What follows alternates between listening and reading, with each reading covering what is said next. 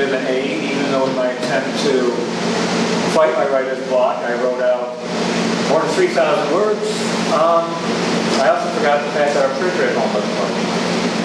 So instead of having a printout and being able to do a faux newscaster approach, I'll be looking down here every now and then. I remember, I was doing pretty good, but I noticed that the last time I did this, there were a couple things I missed and a couple things I've already edited out. Actually, the idea and premise for this scene was pretty basic. As a former professional newspaper writer and still allegedly a professional writer, freelance writer, I've been suffering through major writer's block for a couple years now. And it was exacerbated by my health situation, but it was there beforehand. And trying to figure ways to address this, trying to get through it. Having a wife who's a photographer, it just basically came to me. I enjoy photography. Is there another art form that can maybe get my creative juices flowing again, that can get me thinking and acting? And since I basically realized I can carry around a camera with me, my cell phone all the time, why not try to do something with it? And it started off kind of slow. My dog and I take a lot of walks, and you're out there a lot.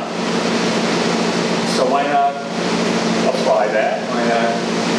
Plus the fact, quite frankly, when you walk your dog, you're not just on 6 foot stand and calm and have a different perspective of things.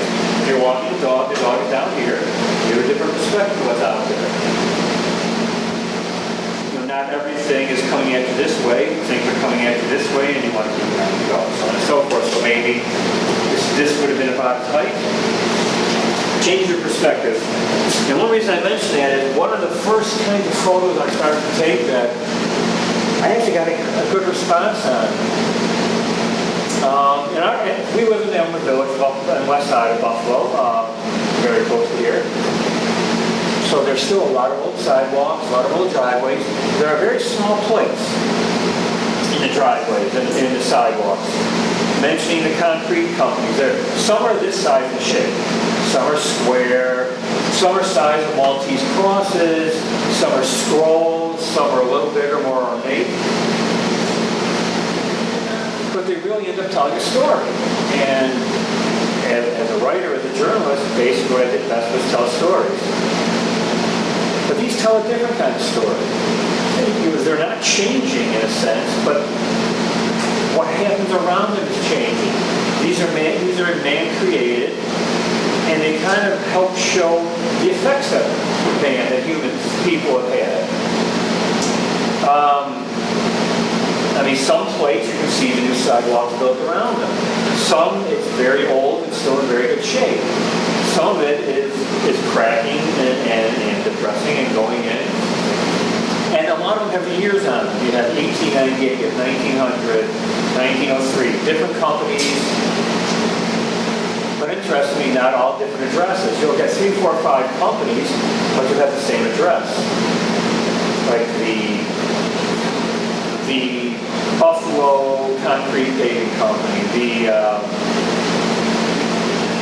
the Excelsior Paving Company, this, that, and the other, but they're all the same address. Several of them are at 218 Northampton, if I remember right. And there's several addresses. And these are things I never noticed before. Now, my parents are from the West Side.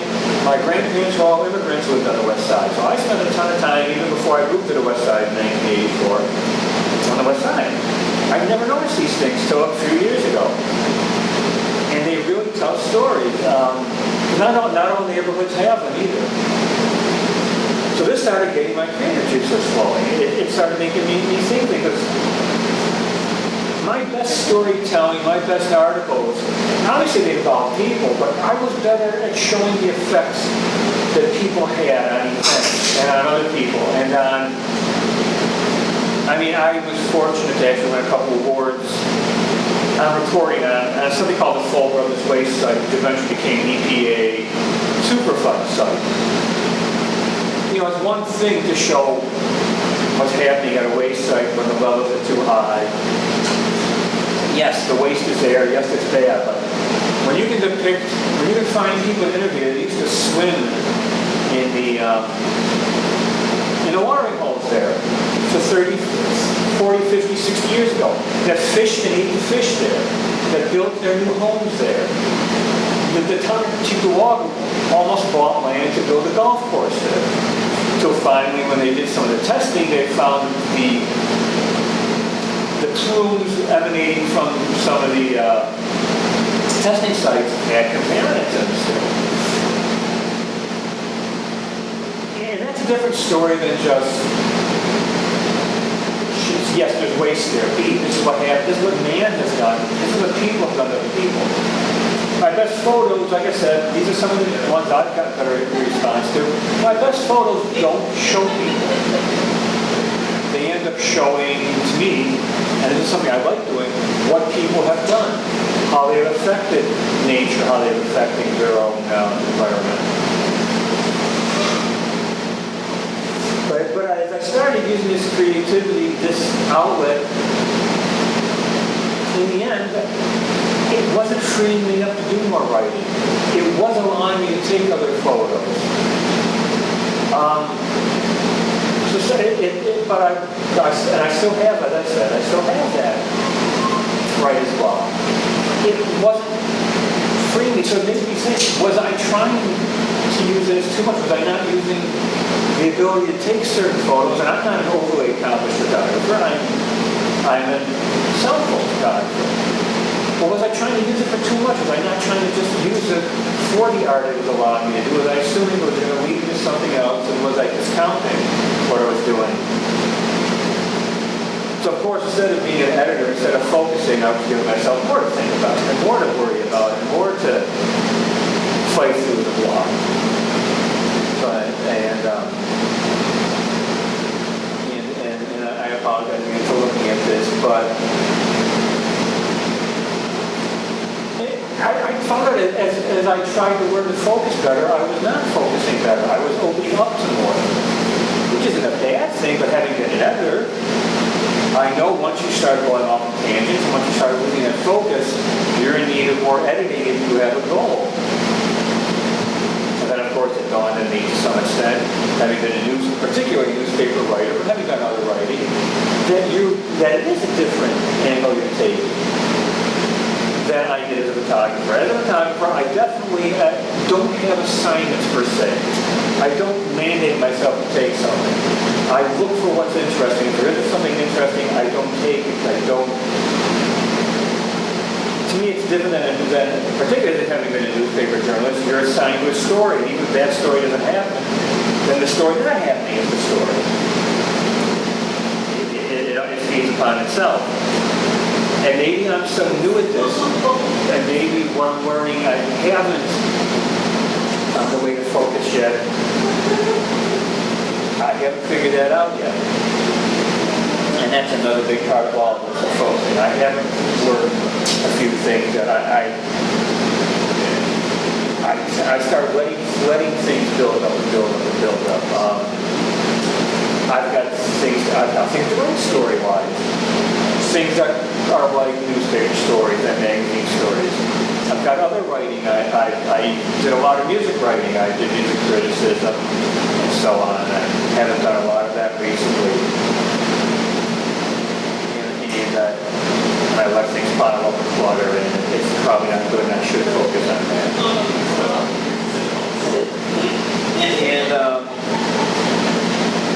And I started I enjoyed the conversation about it. I'm listening to our conversation in general about photography and art.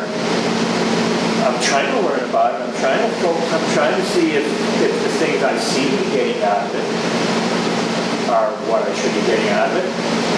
And maybe I shouldn't be saying I should be getting this out of it. Maybe I should let what happens happen. And I'm very used to, as a writer, I'm very used to, and I'm very big on the structure. I thrive in the structure. As a newspaper person, I love deadlines. I could do deadlines. My best work came out of deadlines. An example was when I worked in weekly newspapers, first a reporter, then as an editor. I was more of a writing editor. I did a lot of writing and editing as well. 3 we had 9 newspapers, 4 published, 4 were put together on Wednesday. This was back when you actually pasted up newspapers. Eventually we got computers to do them, but when I was doing it, we were still doing the paste up the film coming out of the machines. We were still actually doing mostly that when 9/11 hit. 9/11 hit on a Tuesday morning.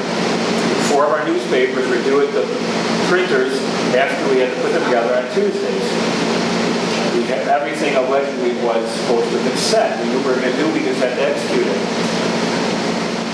First plane hit the first tower, and something weird was going on. When the second plane hit, you knew something was wrong, and immediately we had to get on the story.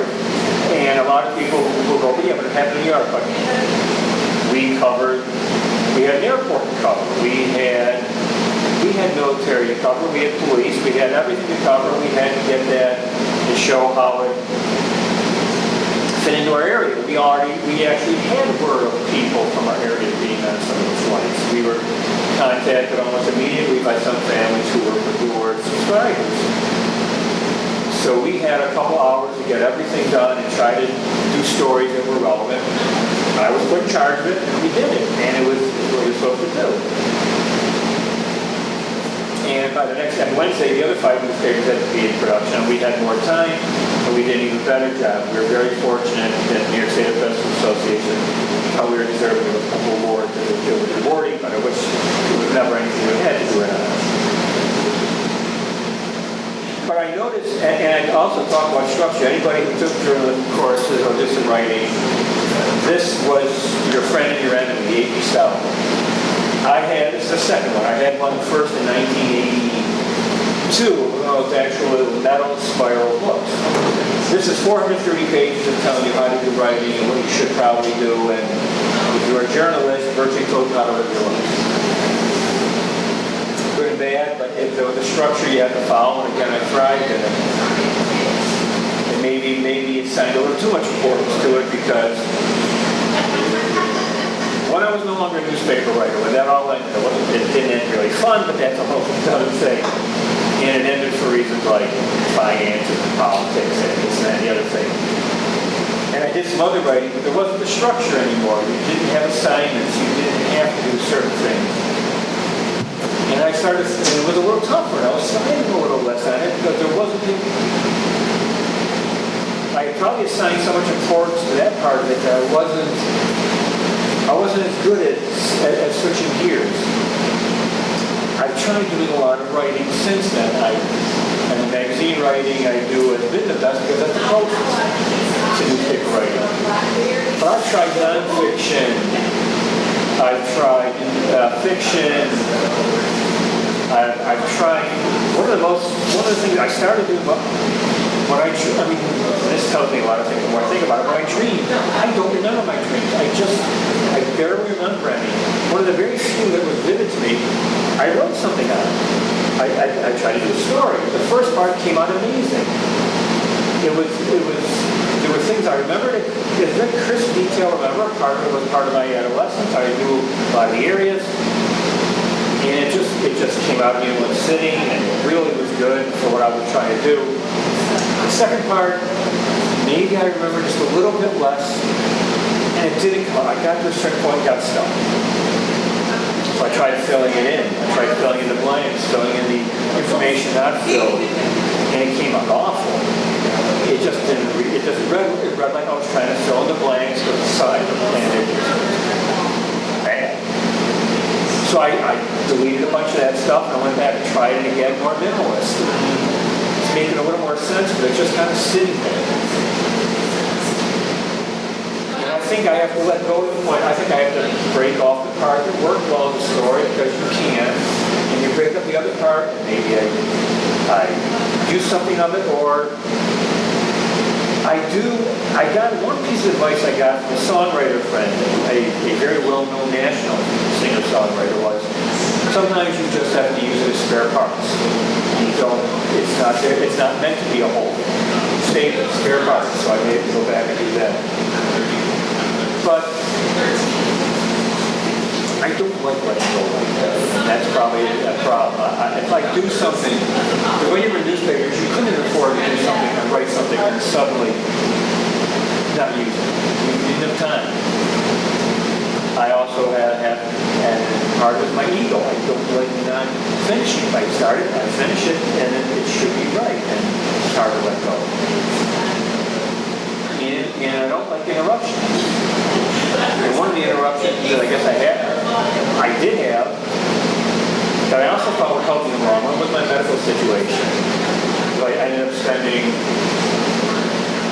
2 sessions in the hospital for about a month. I had a heart attack and major surgery, which allegedly was a miracle made through, blah, blah, blah. But I did. Doesn't matter if it was a miracle. I gave it to do it. But you would think, and I've had people talk to me, and I understand, they think that there was some great inspiration. Oh, you must have so many stories. You must have written. I tried writing. My God, it's awful. It's crap. I wrote thousands and thousands and thousands of words, and part of it is, I'm sure I'm my own worst editor. I was a tough editor because it just came out. But then again, I haven't let anybody else see it. This in particular, this thousands of words, I've let no one else see. And I haven't looked back on it myself after a while. It's like I want to leave it. I don't want to delete it all. I got to do something with it, but I haven't.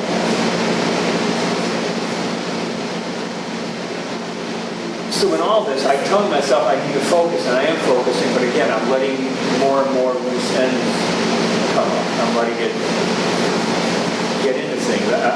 It's more than there should be. It's there.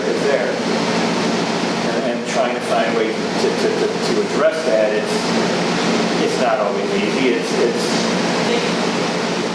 part of it is, and even when I come to the realization, I say, I know I need to not be so tight-assed about it. I need to accept help on it. I need to let other people read it. Because that was probably also good with the other writing I did. Even when I thought it was good, there was always that air that you let in, that light. When other people read it, if they liked it, they liked it. They didn't, they didn't. They gave you feedback. And it's really not getting any feedback. It's just kind of there. And it's festering. And I've got stuff that I'm writing. And there have been a couple of things that I really like. And I've got to figure out what I want to do with it. They're not. And most of them are pseudo-autobiographical and autobiographical, but there's certain detail that just comes with it. And it's something I actually like what I did. And I'm not sure if I just need to do a website and maybe find a way to put them out there.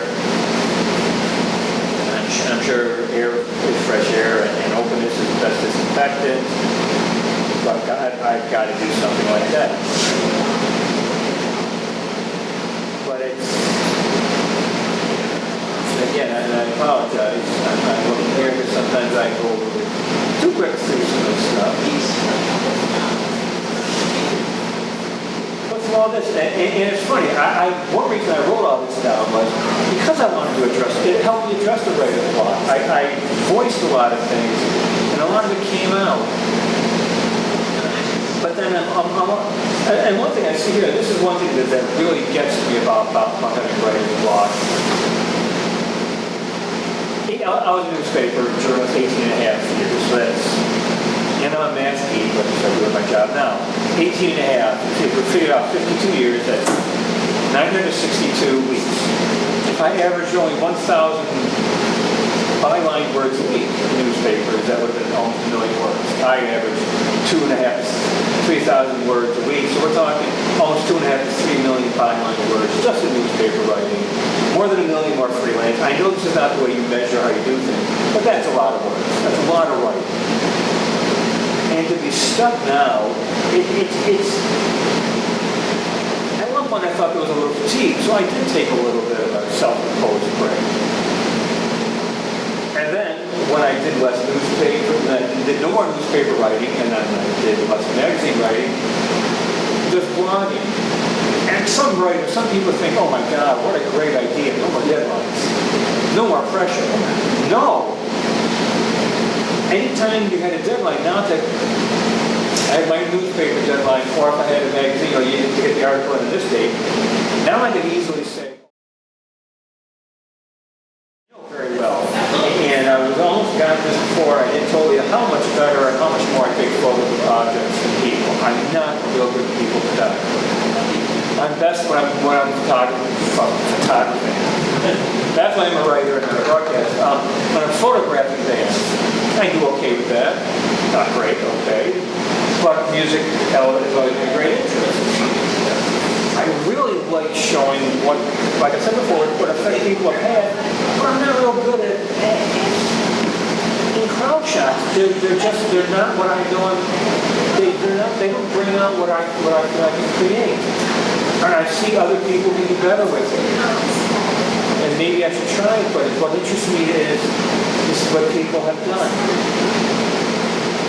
Maybe I don't like people as much as I think. I don't know. I mean, I don't think that's it. But I can photograph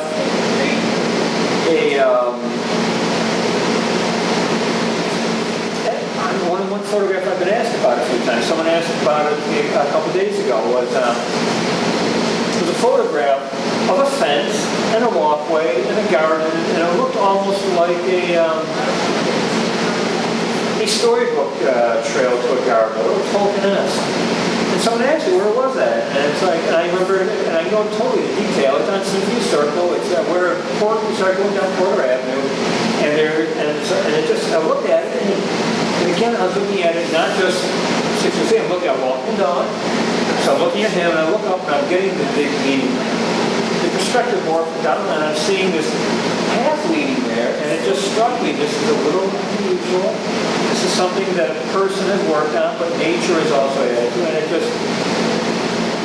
made me think I need to photograph this. I took a couple photos, a couple angles, and when I looked back, one just said, well, this is kind of what I would, if I was telling somebody about it, this is what I would try to say, and that one seemed to work out pretty good.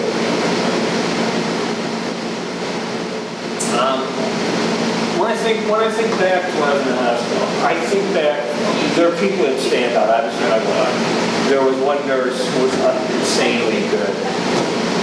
And when we went back for my one-year checkup at the clinic, we made sure to say hi to her because she was one of the reasons I'm actually here to do this whatever. But when I think of things,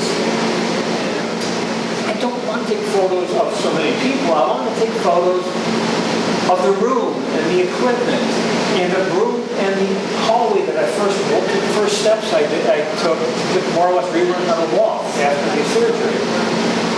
And the rooms that I was in for the testing and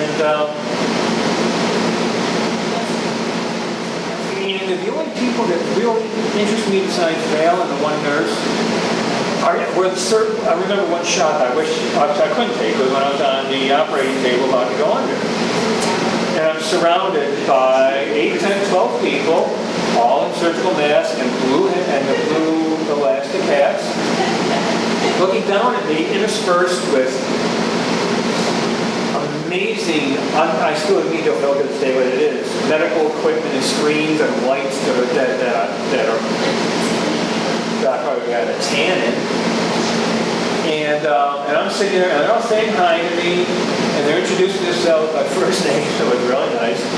I mean, I actually said thank you, as if I'm going to remember it for 5 minutes, and I was out about 2.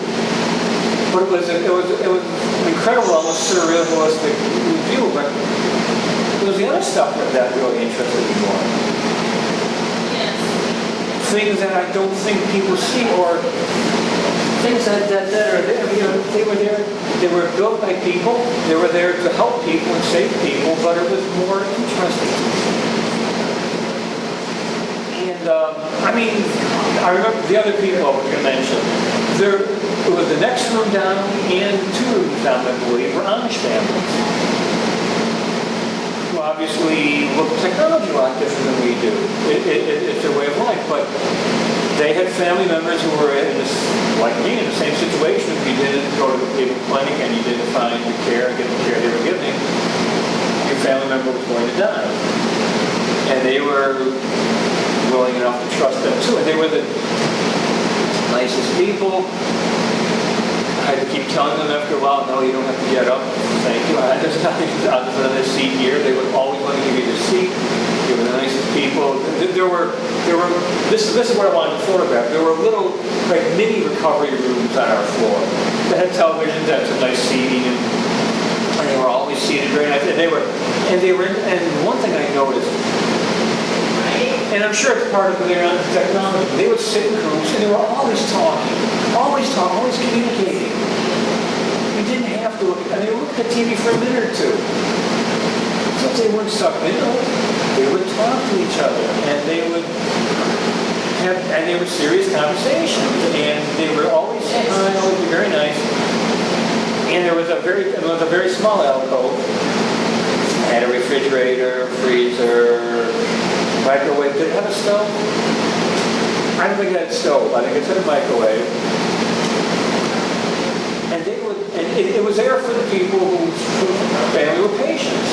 But they would always ask if they could have something, and it was there for everybody. They were just, but other than that, it was like the alcove that fascinated me. You'd open it up and there'd be, you open up the freezer, there's 58 ice cream containers and little frozen yogurts.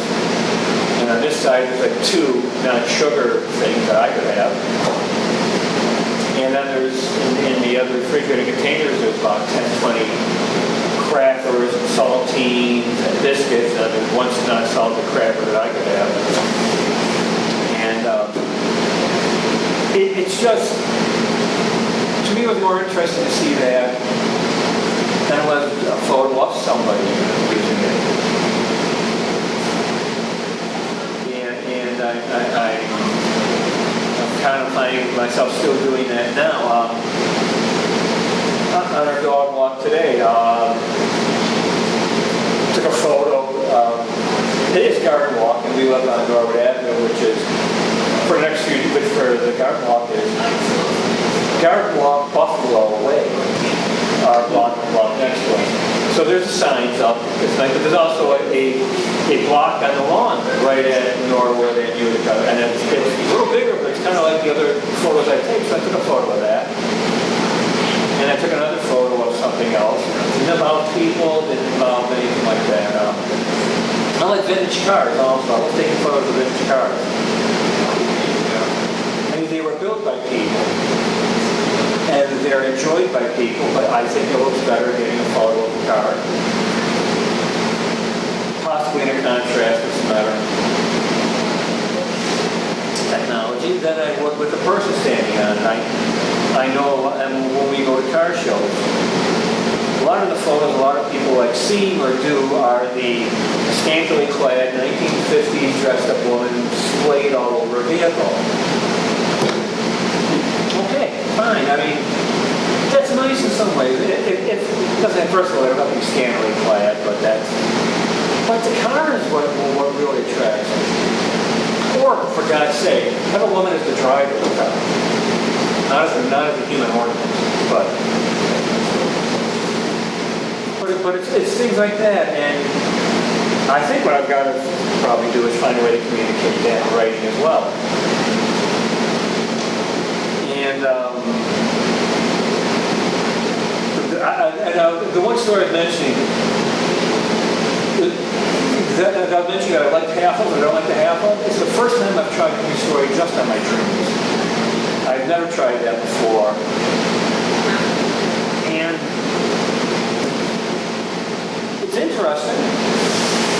I don't know why. I wish I knew why I don't remember my dreams. I really, really don't. That dream I had a month and a half, 2 months ago. I haven't remembered a dream since then. I don't know if I had the dream. By cross-elimination, I probably did. I have no idea. I don't remember a single dream since then. I just don't remember them.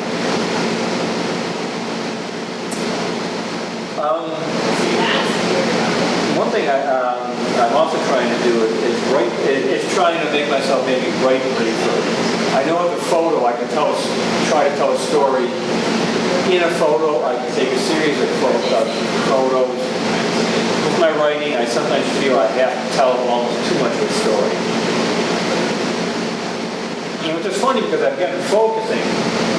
When you're in journalism, you're taught from day one with stories of the tool called the inverted pyramid. That's how you're supposed to write a news story, which means you write the most important first, then the next important second, third, fourth, fifth, blah, blah, blah. Not only is that how people read the story, so if they don't have time to read the entire story, they'll read the most important parts to get to it. B, if you were laying out, I keep saying pasting up because I go back to the days of paste up, and we eventually got to computer layout. Boy, did my newspaper company get I joked before about being dragged into the 21st century to kicking the screen. We got dragged into the 1980s kicking the screen. It took us years and years and years to get it, but so you could cut, and I'm doing this, we actually physically cut the bottom, the scissors on the film, paste it up. Which also meant if it didn't exactly fit, you better down will be able to cut between paragraphs and make it fit evenly. And we did. And maybe that was a great talent to learn for a few years. It's not really a talent I can market nowadays. But yeah, and you did. You really, if you got into good newspapers, you learned to do that. You learned to make sure you filled your. Now I wrote a 19-word lead, if I can find it. It's another example of all this, which also can explain the fussiness of editors and maybe why it hits sometimes. And I'm sure I'll be able to find. Oh, here it is. Let's put it this way. The Common Council approved the budget in a Monday meeting. The best way to write that would be basically, the Common Council unanimously approved the city's 2020 budget with a 1.2% property tax rate cut Monday. That's 19 words. That's an imaginary lead. Even if they cut the tax rate, they're going to screw us because a lot of us in the city know that reval is coming, and those of us who live in the Delaware and Elma Village and West Side are going to get really screwed with recension. But anyway, that tells the basic story. It's 19 words. And as an editor, this is stuff I would do and have to do. And maybe, and I was told, pissed off other writers, but someone might put voted to approve instead of approve. That's a total no-no. And I know it doesn't matter to most of you. That's 2 extra words you don't need to leave. You don't need to put at its meeting Monday. Just put Monday. It was at a meeting. If the Buffalo Common Council voted on it, it's a meeting. You didn't have to write that. You also didn't put Monday at the start. You wouldn't say, on Monday the Buffalo Common Council voted. Again, most people don't think that matters. It's not the most important element. What happened was they voted to approve the budget. These are battles that no one cares about nowadays. These are battles that I would have to go daily. But these are also battles in a sense that did help me. Because there are times you needed to write concisely, and if you could say more words with detail and say more words with facts, then you did. You didn't need to do this.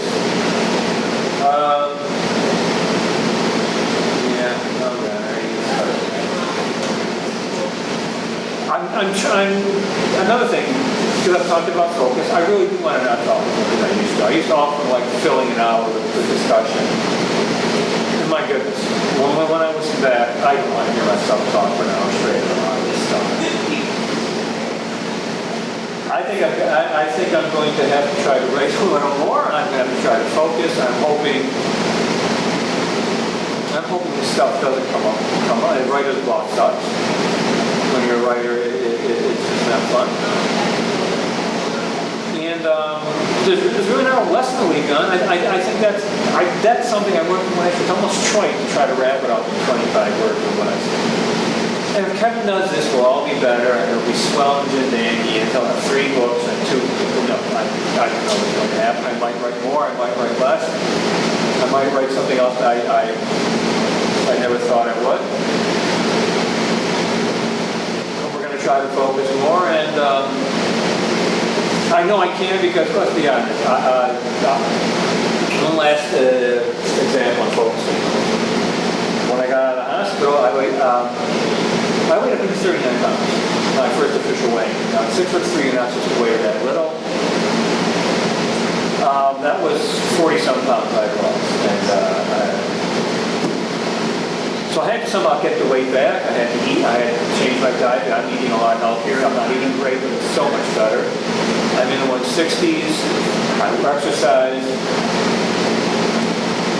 It's just, I knew what I had to follow. It's something you use for writing, you can use for the arts, you can use for this, you can use to stay healthy. Oh, yeah, I guess the biggest lesson will be just what you have to do is stay alive. You know, everything else will come from that, and that's really, it's so evolving that I don't have, like I said, another lesson. And I thank you all for sitting here and listening to me today. And maybe I'll use the lesson for next time, but there probably isn't one. Thank you. Thank you.